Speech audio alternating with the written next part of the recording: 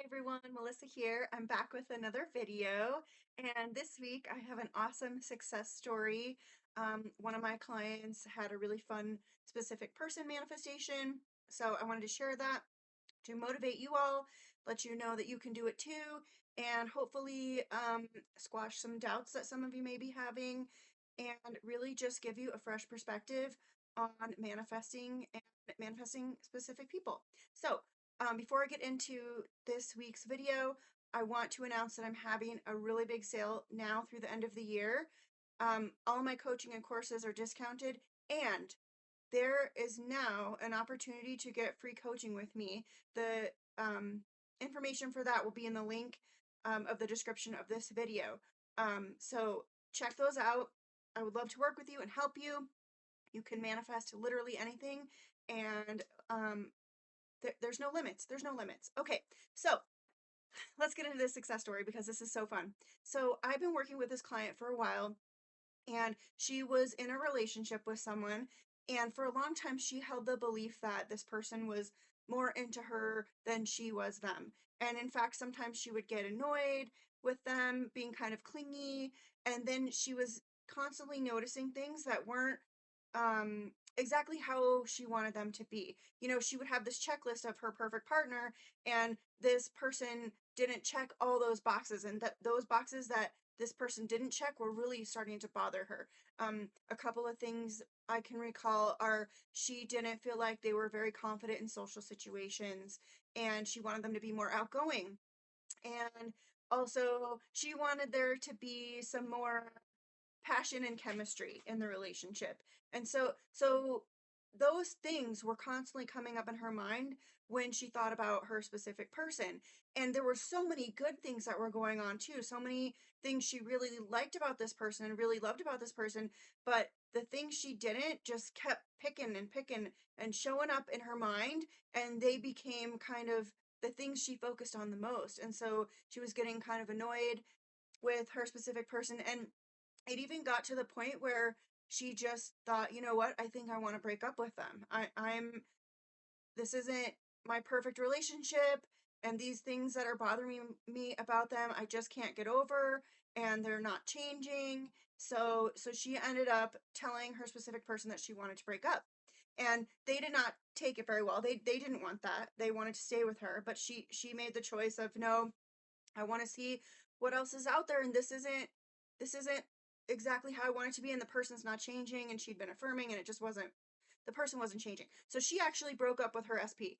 So then some time passed, and she started thinking about SP some more, and they got back into contact, and they decided to start dating again. Well, at this point, she was really open to, you know, maybe I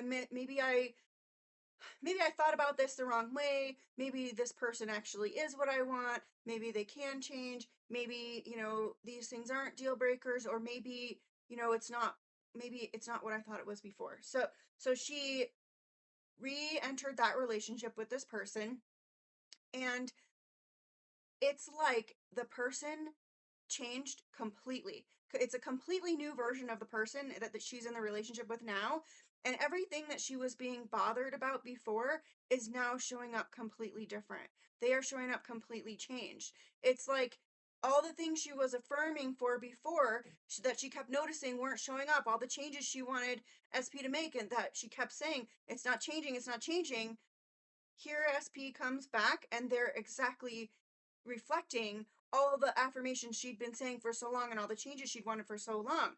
And it was like a shock to her. And she almost was like, whoa, I don't understand what's going on here, because the differences in the behaviors that she didn't like were so drastic. So why did it change after they broke up and got back together? Well, because she stopped focusing on it. She stopped focusing on all the problems, all the things she didn't like. And so finally, all those affirmations of things she did like and did want, the new story was able to manifest. It couldn't manifest before because all she was doing was focusing on, this guy hasn't changed yet. Nothing's new. The things I don't like about him, I still really don't like. Here's the thing. if you don't like something and you keep focusing on that you don't like it, you're keeping it in your experience. So the trick is, you notice that you don't like it, you start intending, affirming, decreeing, commanding, declaring that it is now a different way, that new possibilities are now true, that new um, things are now happening, and that's how you see the circumstances shift, because all realities already exist. You are just focusing on the one that you don't like. So what I try to remind my clients all the time is, when you think about a desire, if you immediately start thinking about all the reasons why you can't have it or why it's not true yet, that's what's stopping it from manifesting. That's it. That's the only thing. You are your own limitation. So check in with your story. You know, if you are manifesting a better new relationship with SP and you've been affirming and scripting and visualizing and nothing is working, what are you really focusing on? You're doing all those things. Are you doing all those things to try to change out here? Because that's not the goal. The goal is try to change here, and then out here changes as a byproduct. So what are you truly thinking constantly about your SP? Are you arguing in your head about them with them? Are you blaming them for things? Are you getting irritated about a behavior that you keep seeing that you don't like? Are you dwelling on a past story that you don't like? Those are all things that are going to prevent what you want from showing up, because, like I said before, you're constantly focusing on the parts you don't like. So the breakup for her was the thing that got her to stop focusing on all the things she didn't like. Then she started thinking about all the things she did like about SP and how, he was so great in all these ways. And then when they got back together, not only was he so great in all the ways she remembered before, but all of those affirmations for the things she wanted to change, they're now manifested. So this guy's now displaying all the behaviors she'd been wanting for so long because she finally allowed it. So, for anybody manifesting an SP, whether you're still with them right now and want a better relationship, whether you're broken up, whether you've never been with them, what are you declaring in your mind is true about how they are and what they think of you?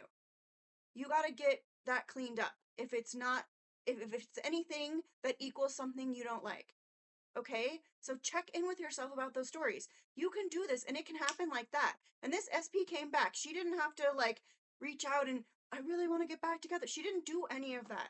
It was all in her mind. You know, she always had the assumption that he cared about her, was into her, wasn't going anywhere. And so even through the breakup, he still lingered in the background and was prepared and ready and wanting to get back together.